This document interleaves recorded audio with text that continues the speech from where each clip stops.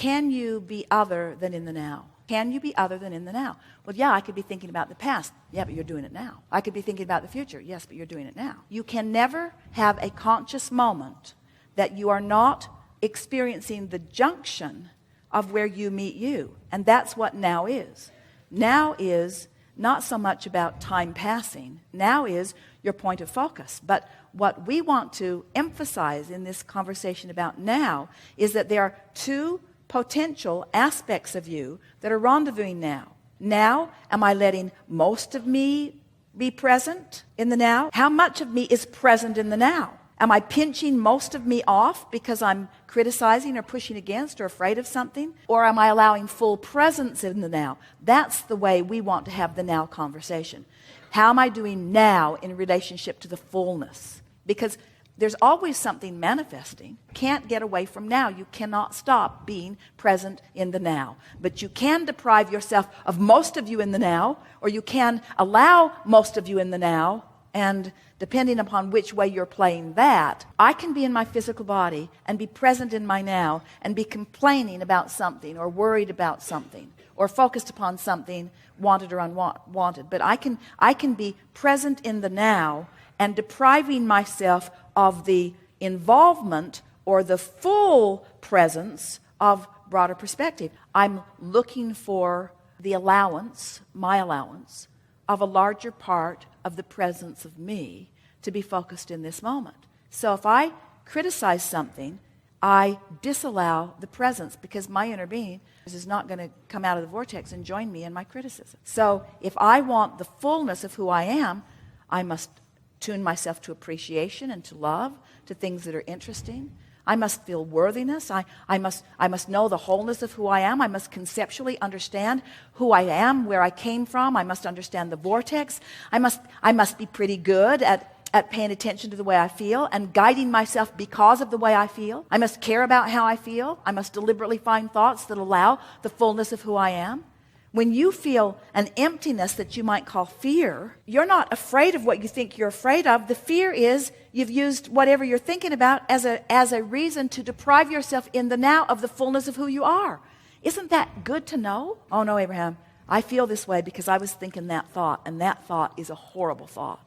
And we say, that's all part of the story, and that may be true, but you don't feel bad because you're thinking that thought. You feel bad because you're focused away from the full presence of the real presence of who you really are and what's in the vortex and what you really want, and you're depriving yourself of the manifestation of what you want. And in the absence of light, there's darkness. In the absence of wellness, there's sickness. In the absence of clarity, there's confusion. In other words, are you getting it? What are you allowing? It's all about, everything is about what's in the vortex and how much of what's in the vortex that you're allowing right now. That's it. That's what the whole deliberate creative conversation or allowing or surrendering or law of attraction or spiritual conversation is about. How much of the real presence of who I am I allowing right now by the thought that I've chosen to think? People get so hung up on reality that they think, well, it's true, so I should think it. No. It's not true, it's temporary. By the time it manifested, it is old news. But so, can you feel how fun it is to reach for the vortex and find it often and feel pretty good and milk it every chance you get and then see manifestations reflect how good you feel? If I focus upon good feeling things, then that's the key to my vortex. That's one way of looking at it.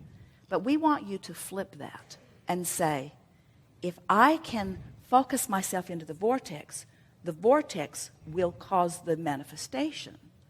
My vortex connection affects manifestation rather than what I observe that is manifested affecting my vortex connection. Because when you get it, that under any and all conditions you can accomplish your vortex connection, then you can move rapidly into new manifestations. In other words, what bogs you down, we've been saying for years that there's a buffer of time between the time that you conceive of an idea and it actually manifests.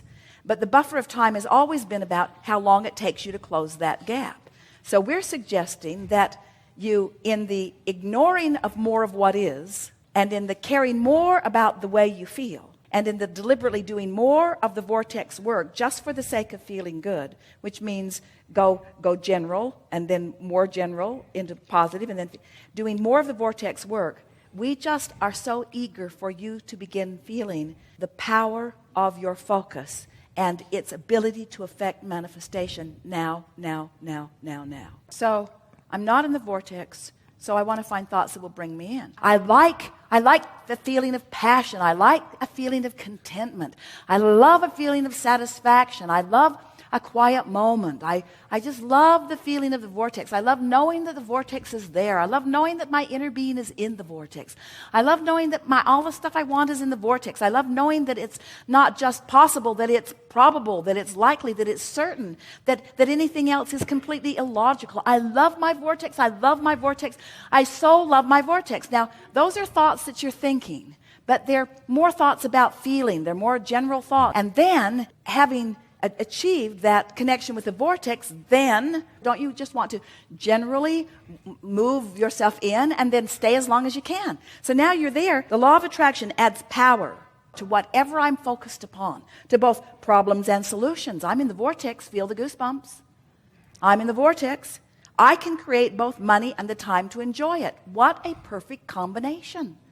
What a perfect combination. Plenty of money and plenty of time and plenty of wonderful stuff to savor. Ooh, that's a vortex generator, isn't it? My every story is attracting its vibrational match.